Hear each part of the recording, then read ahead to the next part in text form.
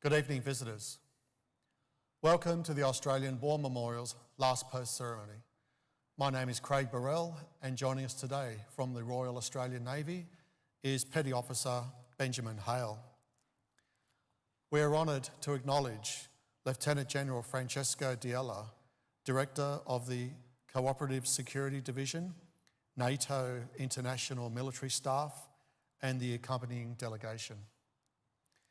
We welcome the veterans who have served, those that are still serving, and the families that love and support them. The live stream of this ceremony is made possible by the Returned and Services League of Australia and the RSL and Services Clubs Association. We welcome members who are watching the broadcast of this ceremony across Australia. During this evening's ceremony, wreaths will be laid at the base of the Pool of Reflection by visitors to the memorial and students on behalf of St John Vianney's School from Melbourne, Victoria. If you're able, please stand and join in singing the national anthem.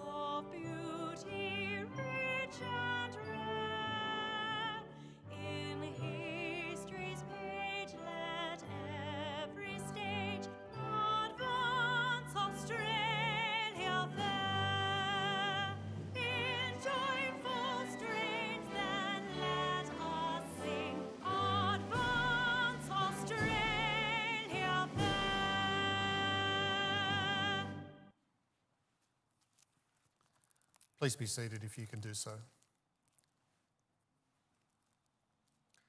The Australian War Memorial was the vision of Charles Bean, Australia's First World War official historian. Bean landed with the Australian troops on Gallipoli and stayed with them at the front through to the end of the war. The idea of this national memorial and museum came to him at Pozières, France, in the depths of the bloody fighting of 1916. Bean's idea was that this would be a place where families and friends could mourn their loved ones buried in faraway places. It would also be a place that could help all Australians understand what these men and women had endured and what they had done for us. Bean's vision, to which we remain true, is best expressed as inscribed in the entrance to the memorial's galleries.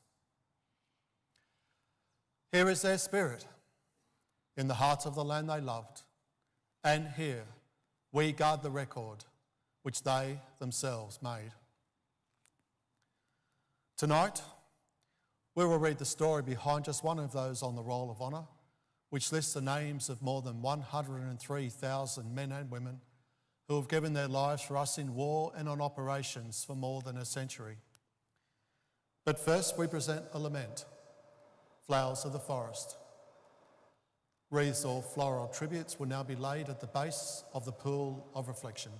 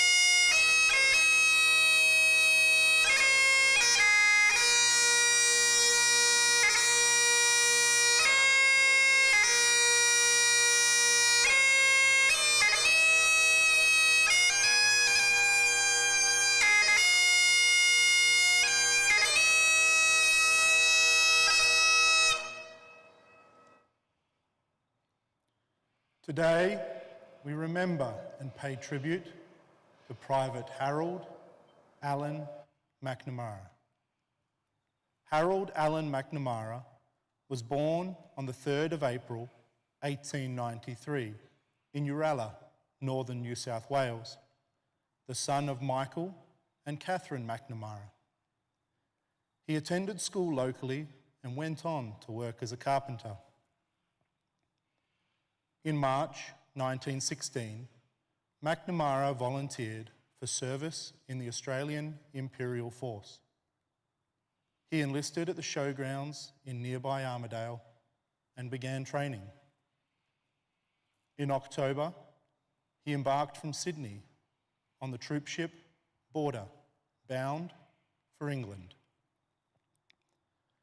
Infectious diseases were common in the cramped quarters on board ship, and McNamara spent several days in the ship's hospital recovering from mumps. Arriving in Plymouth in January 1917, McNamara continued training. He sailed to France in April and joined his unit, the 33rd Battalion. Most of the men in the battalion, like McNamara, came from the New England region of New South Wales. When McNamara joined the unit, it was stationed in the northern French city of Armentières. In May, it marched north to Ploegstaart in Belgium. British commanders had shifted their focus north to the Franco-Belgian border. Their first objective was the ridgeline near the Belgian town of Messines. In the months leading up to the battle, British forces tunnelled under the German front lines and laid down enormous stockpiles of explosives. On the 7th of June 1917, the British and Allies exploded these landmines and began their assault. The surviving German forces were left stunned, with their defences in tatters. The 9th Brigade, including the 33rd Battalion, quickly captured its objectives. The fighting became fierce as German forces rallied and launched counterattacks and artillery bombardments on the newly captured positions. During the day, McNamara was struck by a shell and killed.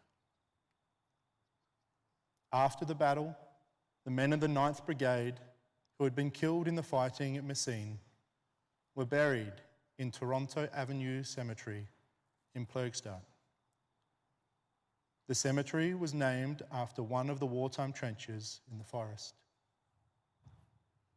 McNamara was buried alongside 77 other men from the 9th Brigade. His grieving parents chose the inscription for his headstone: "Have mercy upon him, O Lord." Private Harold Allan McNamara is listed on the Roll of Honour on my right, among almost 62,000 Australians who died while serving in the First World War. His photograph is displayed today by the Pool of Reflection.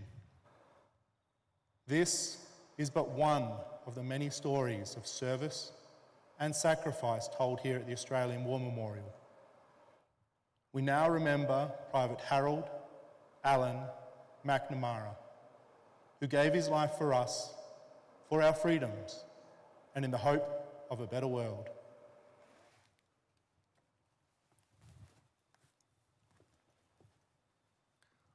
Please stand for the reading of the Ode and the sounding of the last post.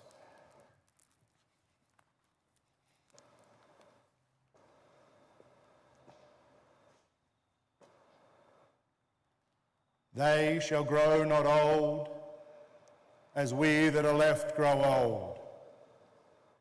Age shall not weary them, nor the years condemn. at the going down of the sun, and in the morning. We will remember them. We'll remember them.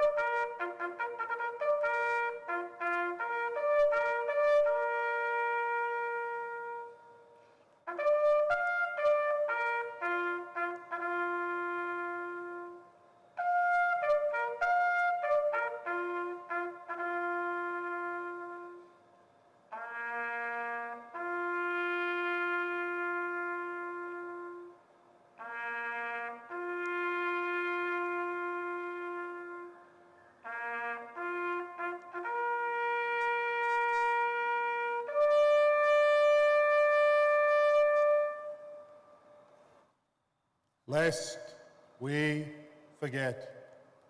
Lest we forget.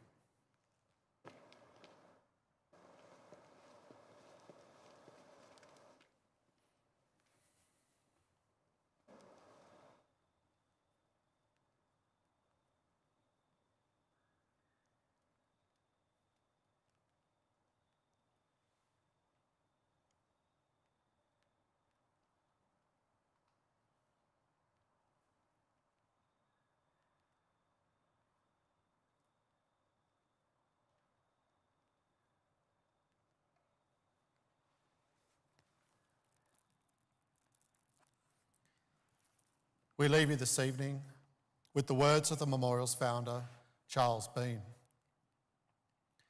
Many a man lying out there at Pozières or in the low scrub at Gallipoli, with his poor, tired senses barely working through the fever of his brain, has thought in his last moments, well, it's over. But in Australia, they will be proud of this. Ladies and gentlemen, girls and boys, that concludes the last post ceremony. On behalf of the director, staff and volunteers, thank you for visiting the Australian War Memorial today and for your continuing support during the memorial's development project. We wish you all a very pleasant evening.